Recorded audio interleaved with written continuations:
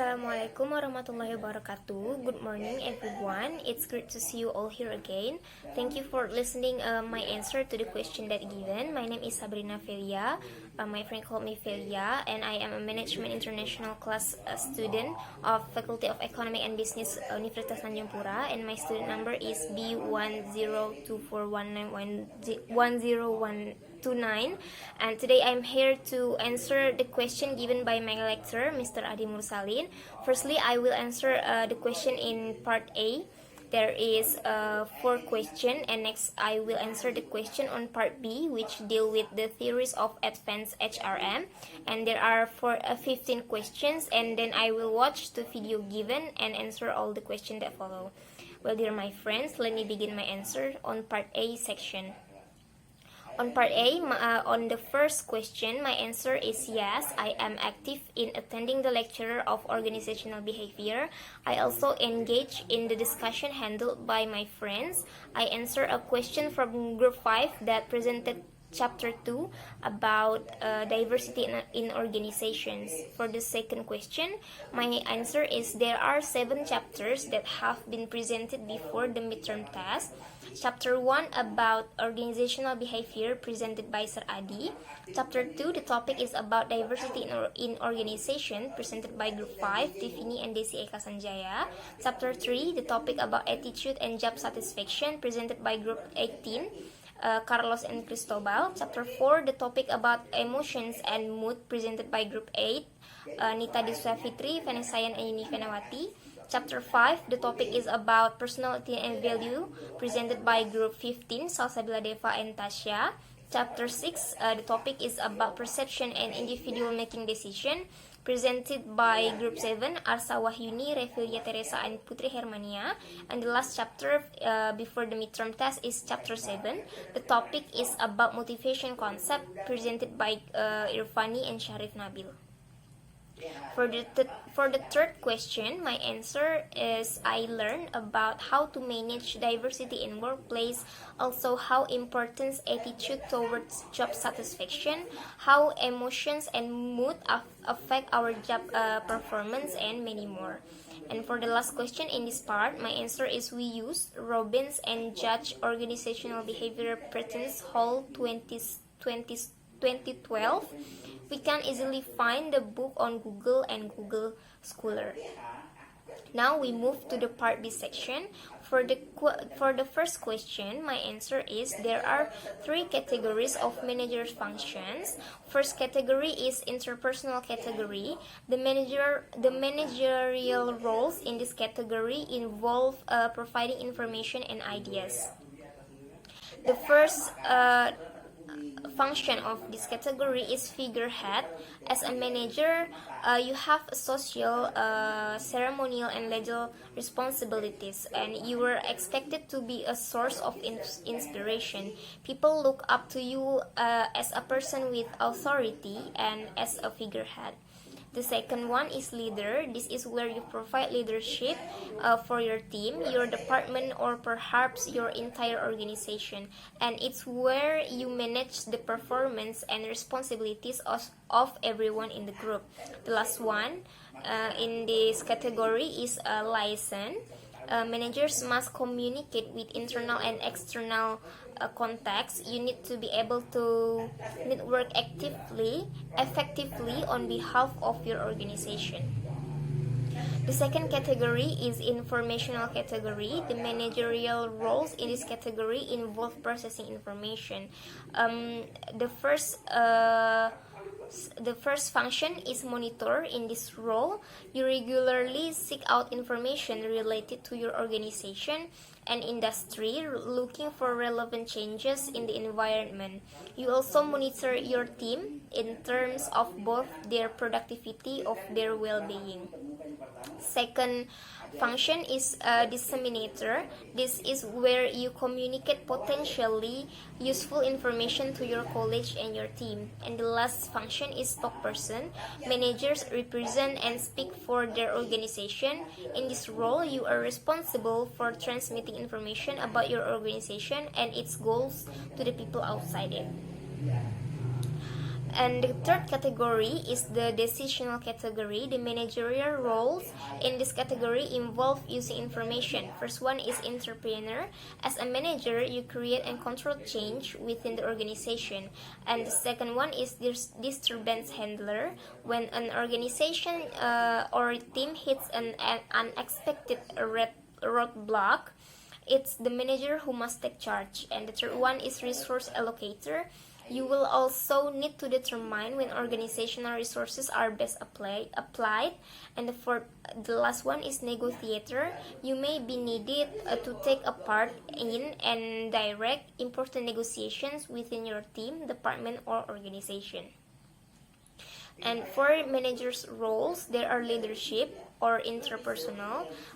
This leadership is the ability to communicate a vision and inspire people to embrace that vision. And the second roles is informational roles. These roles involve the receiving and sending of information, whether as a spokesperson, a mentor, a trainer, or an administrator.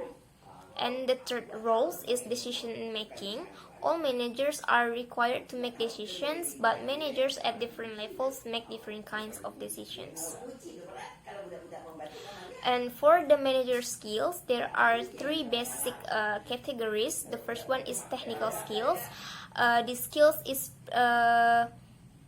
preparing a financial statement, programming a computer, designing a business building, and analyzing market research are all examples of technical skills. These types of skills are especially important for supervisory managers because they work closely with the employees who are producing the goods or services of the firm. Second skills is human relation skills. These skills are interpersonal skills managers use to accomplish goals through the use of human resources. And the last skills is conceptual skills.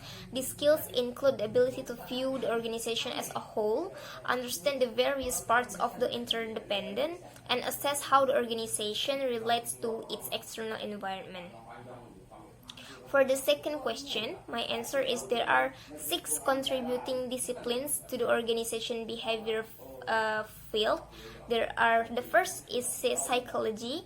Psychologists studies almost all aspects of behavior. Psychologists deal with studying human behavior that seeks to explain and sometimes change the behavior of humans and other animals. And psychologists are primarily interested in predicting the behavior of individuals to a great extent by observing the dynamics of personal factors. Number 2 is sociology. The major focus of sociologists is on studying the social system in which individuals fill their roles. The focus in this group is dynamics. And the next is social psychology. It deals with how people are affected by other individuals who are physically present or who are imagined to be present or even whose presence is implied. Next is anthropology. The main aim of anthropology is to acquire a better understanding of the relationship between the human and the environment. Next is political science. Political scientists study the behavior of individuals and groups within a political environment. They contribute to understanding the dynamics of power centers, structuring conflict and conflict resolution tactics, allocation of power, and how people manipulate power for individual self-interest. The last one is economic. Economic contributes to organizational behavior to a great extent in designing the organizational structure. For the third question, my answer is main challenges and opportunities of organizational behavior are: the first one is improving people's skills. Employees and executives are all equipped to possess the required skills to adapt to those changes that targeted goals cannot be achieved in time. And the second one is improving quality and productivity. To improve quality and productivity, they are implementing programs like total quality management and re-engineering programs that requires extensive employee involvement. The third one is total quality management. This is a philosophy of management that is driven by the constant attainment of customer satisfaction through the continuous improvement of all organizational process. Number four is managing workforce diversity. It refers to in terms of gender, race, ethnicity, relation, community, physical disadvantages, elderly people, and etc. Number five is responding to globalization. Today's business is mostly market driven, wherever the demands exist, irrespective of distance, location, climatic condition. The business operation are expanded to gain their market and to remain in the top rank.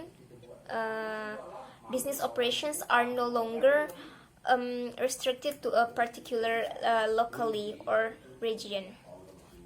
Number six is empowering people.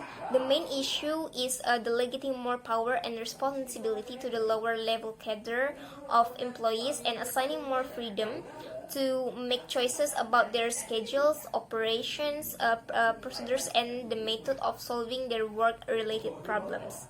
Number seven is coping with temporariness. Everyone in the organization faces today is one of the permanent temporariness. Number eight is stimulating innovation and changes. Victory will go to those organizations that maintain flexibility, continually improve their quality, and beat the competition to the marketplace with a constant stream of innovative products and services. Number nine is emergence of e-organization and e-commerce. It refers to the business operation involving the electronic mode of transactions. It encompasses presenting products on website and filling the order. Number 10 is improving ethical behavior. Number 11 is improving customer service. And number 12 is helping employees balance work-life conflicts. And the last one is flattening world.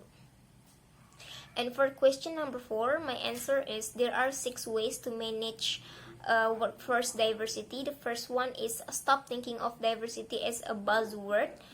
Second is make diversity part of your hiring process.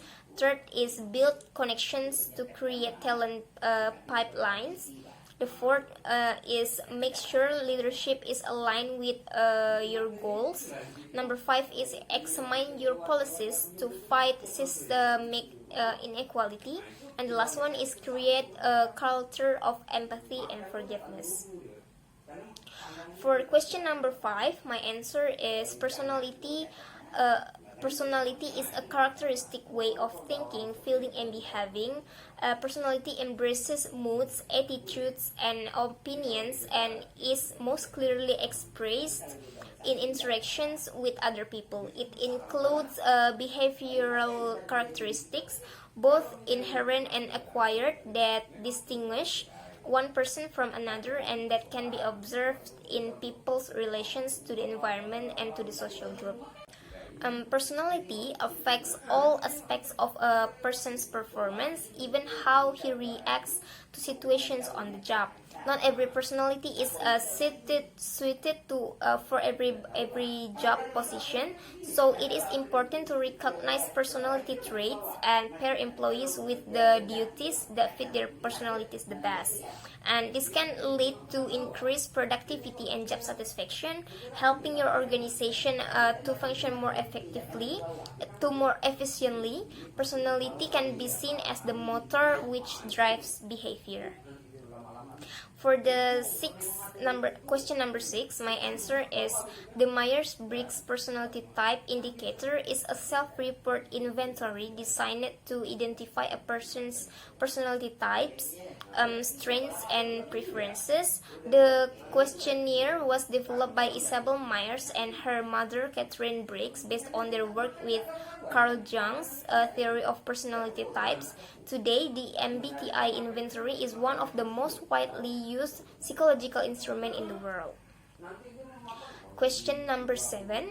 My answer is my personality is ISFP T, which is introverted, sensing, feeling, and perceiving.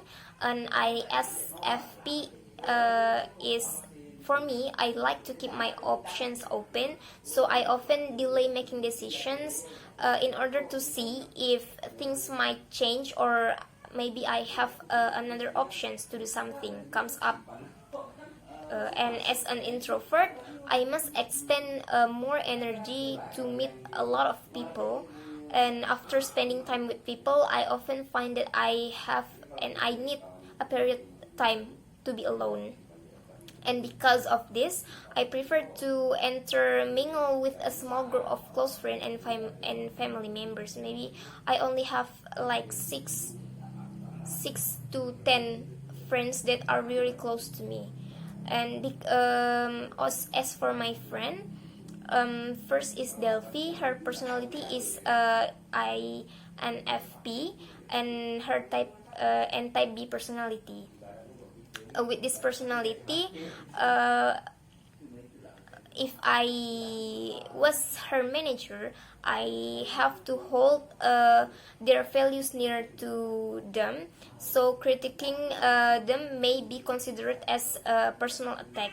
They become passionate advocates for projects they care about.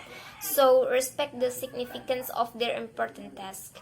By respecting their feelings and values, I show that I care to this kind of personality. And the second is Sekar. Her personality is ISFJ.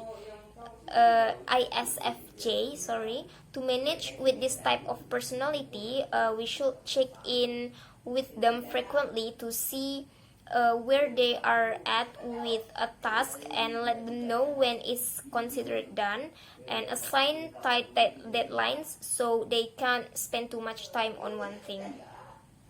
For question number 8, my answer is type A is individuals.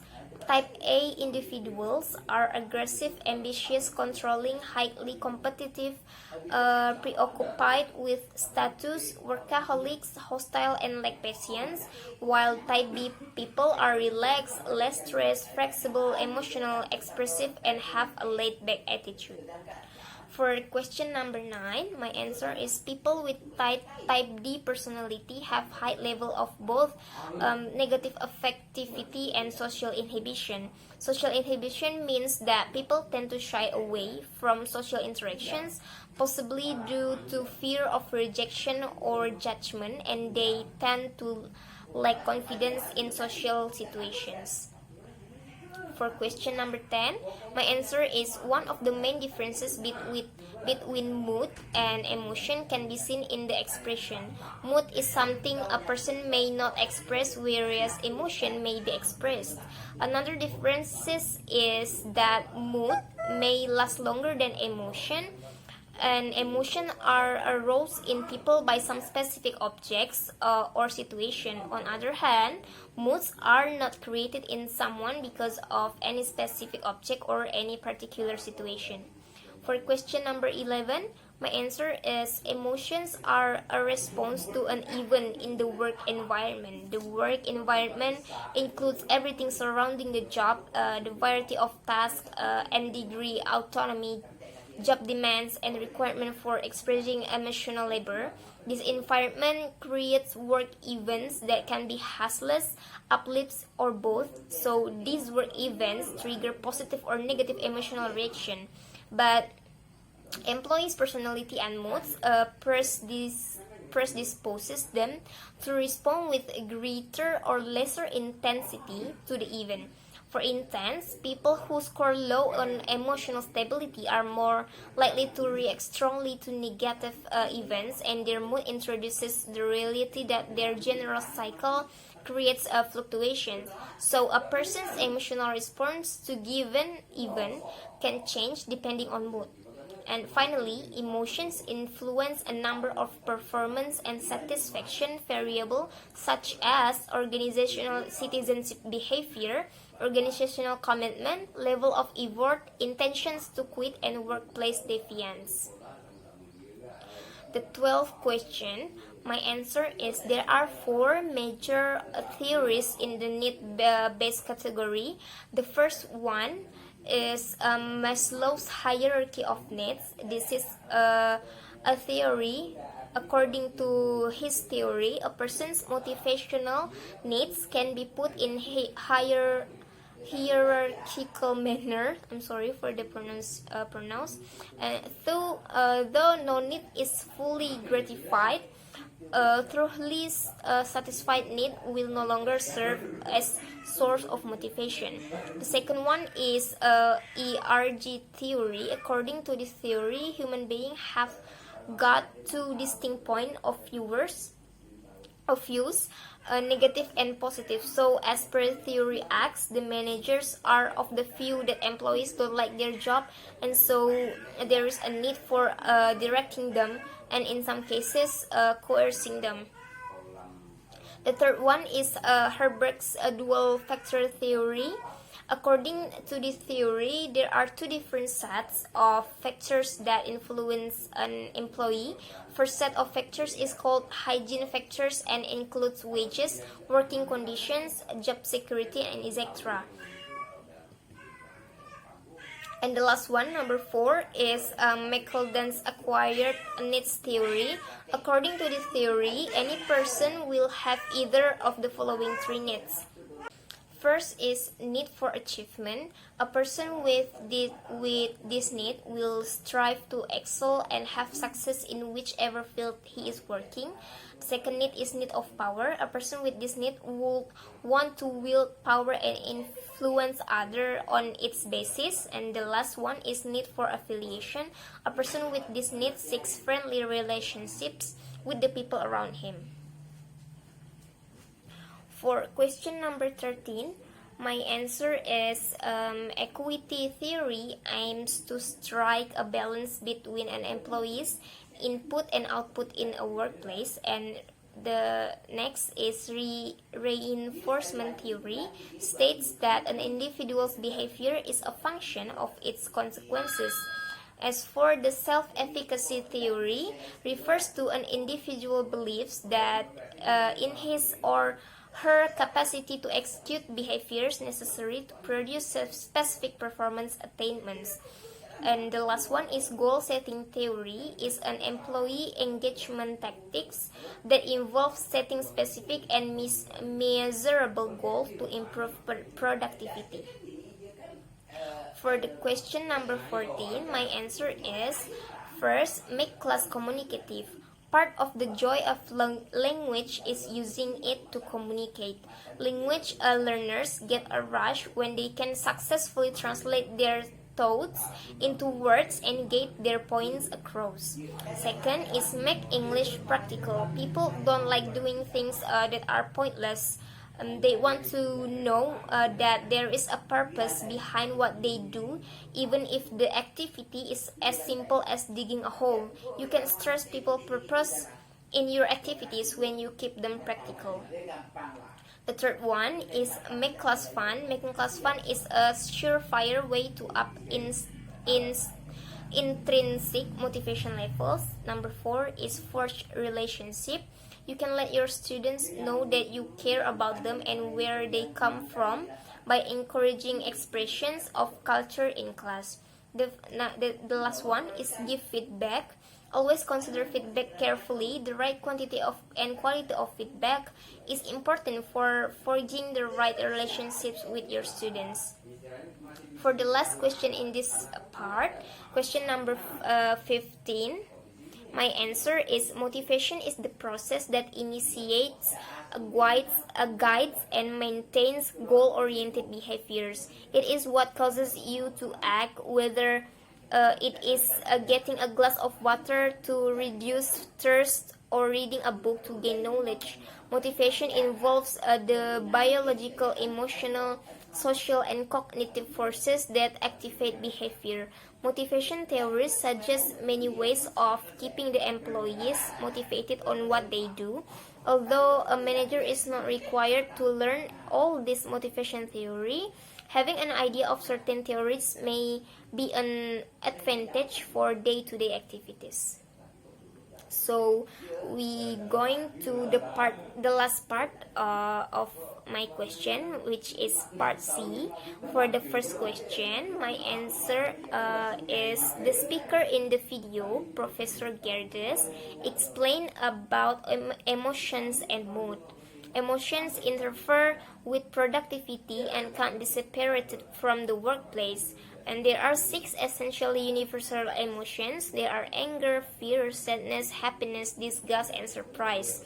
And women tend to feel emotions more intensely, have longer lasting moods, and express emotions more frequently than men do. And for employees, emotional dissonance occurs when employees have to project one emotion while simultaneously feeling another. How can managers influence mood? Managers maybe can being in a good mood oneself can result in more positivity and better cooperation. Select positive team members, provide positive feedback to increase the positivity of employees, and do not ignore the workers and your employees' emotion. For the second question, the last question, my answer is validity is a measure of how well a test measures that what it claims to measure. And within validity, there are different types such as content validity, criterion-related validity, construct validity, and phase validity. And reliability is a measure of whether the test reliably indicates accurate results, meaning you will get some results if you took the test more than once. But unfortunately, for the MBTI, it receives poor scores on both fronts. So in one study, researchers found that 50% of people received different results the second time they took the test, even just like 5 weeks later the first test. So when people took test today and they took the test again 5 weeks later, the results will be different. And other studies have found similar results, ranging from 24 until 61% of people receiving different results. So the MBTI misses the mark in a few other ways, including one key element of personality, emotional stability versus reactivity. So my friends, that's all of my answers. I hope that you can understand my answers. Please give comment and subscribe. See you on another occasion. Bye bye. Thank you. Assalamualaikum warahmatullahi wabarakatuh.